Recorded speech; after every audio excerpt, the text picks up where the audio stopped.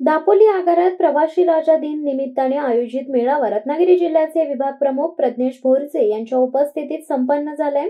यावेळी दापोली नगरपंचायतचे माजी नगराध्यक्ष किशोरभाई देसाई यांनी दापोली आगारातील मुजोर, कामचुकार व आगार अंतर्गत युनियनच्या गटबाजीने प्रवाशांची करण्यात येणारी ससील होलपट व आगार प्रमुखांचा मनमानी कारभार यावर चांगलेच ताशेरे ओढले आहेत।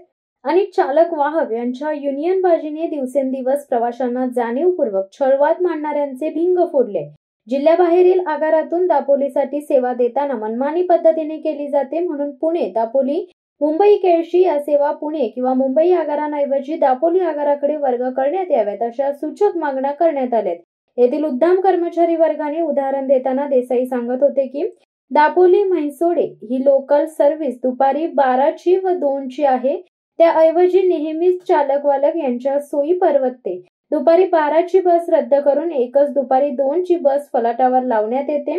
याबाबत प्रवाशांनी चौकशी करता एकतर त्यांच्या तक्रारीची दखल घेतली जात नाहीये, नाहीतर कधी वाहक उपलब्ध नसतोय तर कधी चालक नाही असे सांगितले जाते, तर बहुधा गाडी उपलब्ध नाही असे सांगितले जाते। म्हणजेच आगारातील कर्मचारी वर्गाला प्रवाशांचे सोयीसुतक नसल्याचे यावरून स्पष्ट होत असल्याचे उपस्थित प्रज्ञेश भोरसे यांच्या नजरेस आणून देण्यात आले। यावेळी वर्षा सिरके आणि म्हैसुडे येथील अनेक ग्रामस्थ उपस्थित होते।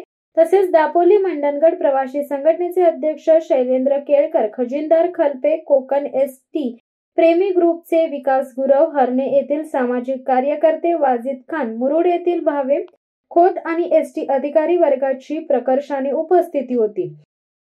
शिवसत्ता टाइम्ससाठी देवेंद्र मोरे, दापोली।